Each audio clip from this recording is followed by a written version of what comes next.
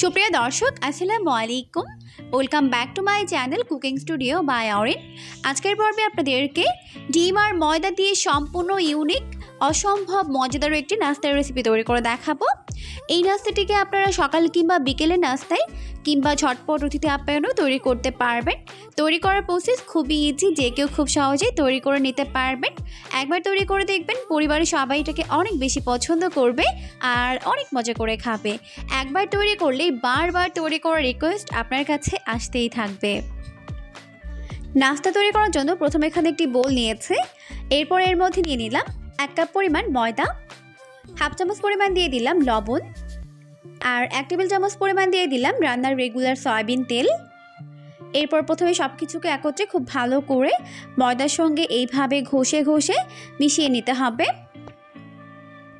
আর এই মেশানোর কাজটি কিন্তু একটু সময় নিয়ে করতে হবে, যাতে পুরোটা ময়দার সঙ্গে সব কিছু একত্রে ভালোভাবে মিশতে পারে।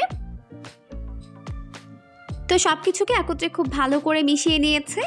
এরপর এর মধ্যে অল্প অল্প করে নর্মাল তাপমাত্রার পানি দিয়ে এটাকে মেখে নিব। আর চেষ্টা করবেন পানি একবারে না দিয়ে অল্প অল্প করে দিয়েই মিশিয়ে নিতে, এতে করে ডোটি পারফেক্ট হবে। তো অল্প অল্প করে পানি দিয়ে মেখে আমি এরকম সফট টাইট একটি ডো তৈরি করে নিয়েছি। এরপর এই ডোটিকে হাতের মধ্যে নিয়ে এরকম একটা গোলাকার শেপ দিয়ে নিচ্ছে। এখন এই ডোটিকে আমি ঢেকে রেস্টে রেখে দিব প্রায় 10 মিনিটের জন্য। আর এই 10 মিনিটের মধ্যে কিন্তু ডোটি খুব ভালোভাবে সেট হয়ে যাবে। যাতে উপরটা ড্রাই না হয়ে যায়, এই জন্য উপরে একটু সয়াবিন তেল লাগিয়ে দিয়েছে। এরপর ঢেকে রেখে দিয়েছি 10 মিনিটের জন্য। এরপর চলে এসেছি পরবর্তী স্টেপে। তো এখানে আমি নিয়েছি 2টা সিদ্ধ ডিম আর ছোটো সাইজের 5টি সিদ্ধ আলু। বড় সাইজের আলু হলে একটু নিলে এনাফ। এখন আমি এগুলোকে গ্রেট করে নিব। এরপর আমি এখানে আরও একটি বোল নিয়েছি। এই বোলের মধ্যে নিয়েছি প্রায় 3 টেবিল চামচ পরিমাণ পেঁয়াজ বেরেস্তা আর 4টি শুকনা মরিচ। আমি শুকনো মরিচগুলোকে ভেজে নিয়েছি। এরপর আমি এই বোলের মধ্যে ডিমগুলোকে এইভাবে গ্রেট করে নিচ্ছি। তো সবগুলো ডিম গ্রেট করে নেওয়ার পর এরপর আমি সিদ্ধ আলুগুলোকেও এইভাবে গ্রেট করে নিচ্ছি। এখন সব কিছুকে খুব ভালো করে গ্রেট করে নেওয়া হয়ে গেছে। এরপর আমি এর মধ্যে প্রায় হাফ চামচ পরিমাণ লবণ দিয়ে এগুলোকে খুব ভালো করে একত্রে মিশিয়ে নিচ্ছে। তো প্রথমে পেঁয়াজ, মরিচ এবং লবণ একত্রে মিশিয়ে নেওয়ার পর এটাকে ডিম আলুর মিশ্রণের সঙ্গে খুব ভালো করে মিশিয়ে নিতে হবে।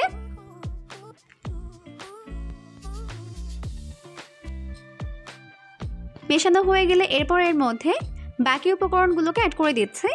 প্রথমেই দিয়ে দিচ্ছি হাফ চামচ পরিমাণ টালা জিরার গুঁড়া আর হাফ চামচ পরিমাণ দিয়ে দিলাম চাট মশলা।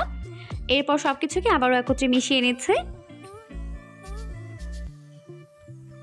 তো খুব ভালো করে মিশিয়ে নেওয়া হয়ে গেছে, দেখতেই পাচ্ছেন।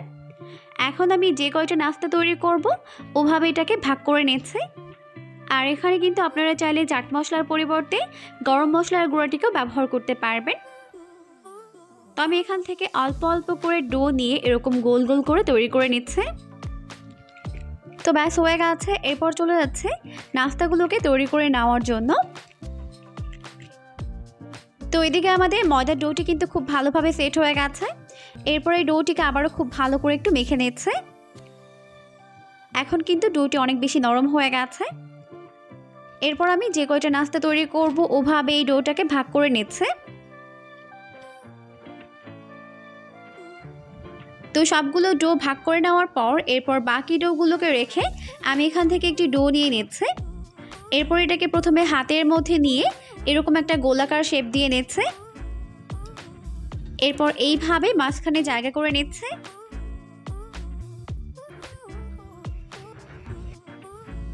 তো মাঝখানে জায়গা করে নেওয়ার পর এরপর আমি আগে থেকে তৈরি করে নেওয়া পুর এর মধ্যে এভাবে দিয়ে দিচ্ছে। এরপর এর মুখটাকে খুব ভালোভাবে সিল করে নিচ্ছে। আর অবশ্যই এর মুখটাকে ভালো করে সিল করতে হবে, না হলে কিন্তু বেলার সময় পুরটা বের হয়ে যেতে পারে। আর তৈরি করে নেওয়ার সাথে সাথে কিন্তু এটাকে বেলতে যাবেন না, কমপক্ষে 2 থেকে 3 মিনিটের মতো এটাকে ঢেকে রাখতে হবে, তাহলে কিন্তু এটাকে বেলতে সুবিধা হবে। এই পর্যায়ে বেলতে গেলে কিন্তু এর ভেতর থেকে পুরটা বের হয়ে যেতে পারে, তাই অবশ্যই এটাকে ঢেকে 2 থেকে 3 মিনিট পর্যন্ত রাখবেন। এরপর এটাকে বেলে নেবেন। তো 2 মিনিট পর এখন আমি এটাকে বেলে নিচ্ছি, আর বেলার সুবিধার্থে উপরে একটু ময়দা ছড়িয়ে দিয়েছে। এরপর চারপাশে ঘুরিয়ে ঘুরিয়ে এটাকে খুব ভালোভাবে বেলে নিতে হবে।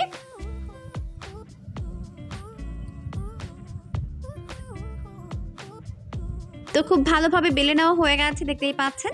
সেমভাবে আমি সবগুলোকে বেলে নিব। এখন আমি নাস্তাগুলোকে ফ্রাই করে নিব। এই জন্য চুলায় একটি প্যান বসিয়ে দিয়েছে, যথেষ্ট পরিমাণে সয়াবিন তেল দিয়ে তেলটিকে মিডিয়াম গরম করে নিয়েছে। এরপর চুলার আঁচটিকে মিডিয়াম ফ্লেমে রেখে এর মধ্যে একটি পুরি শেপ দিয়ে দিলাম। এরপর উপর থেকে এইভাবে তেল ছড়িয়ে দিচ্ছি, তাহলে কিন্তু উপরটা খুবই দ্রুত ফুলে উঠবে। দেখতেই পাচ্ছেন কত সুন্দরভাবে ফুলে গেছে। এরপর আমি এটাকে উল্টে পাল্টে 2 পাশ গোল্ডেন ব্রাউন করে ফ্রাই করে নিব। এই পর্যায়ে আমাদের একটি ফুলকো ফুলকো ডিম পুরি ভেজে নেওয়া হয়ে গেছে। তো সেমভাবে আমি বাকিগুলোকেও তৈরি করে উঠিয়ে নিব। এখন এটাকে তেল ঝরিয়ে তেল থেকে খুব ভালোভাবে উঠিয়ে নিচ্ছে। এই পর্যায়ে আমাদের সবগুলো ফুলকো ফুলকো ডিম পুরি ভেজে উঠিয়ে নেওয়া হয়ে গেছে। দেখতেই পাচ্ছেন লুকটা কত বেশি ইয়াম্মি হয়েছে, খেতেও কিন্তু হয়েছে দুর্দান্ত মজার। অবশ্যই সকাল কিংবা বিকেলে নাস্তার জন্য ঝটপট তৈরি করে নিতে পারবেন। দেখবেন পরিবারের ছোট থেকে বড় সবাই এটাকে অনেক বেশি পছন্দ করবে। আমি এটাকে টমেটো সস দিয়ে সার্ভ করেছি, আপনারা পছন্দ মতো সস কিংবা চাটনির সঙ্গে সার্ভ করতে পারবেন। পরবর্তী ভিডিও দেখার আমন্ত্রণ জানিয়ে আজকের মতো বিদায় নিচ্ছি। সবাই অনেক বেশি ভালো থাকবেন। আল্লাহ হাফিজ।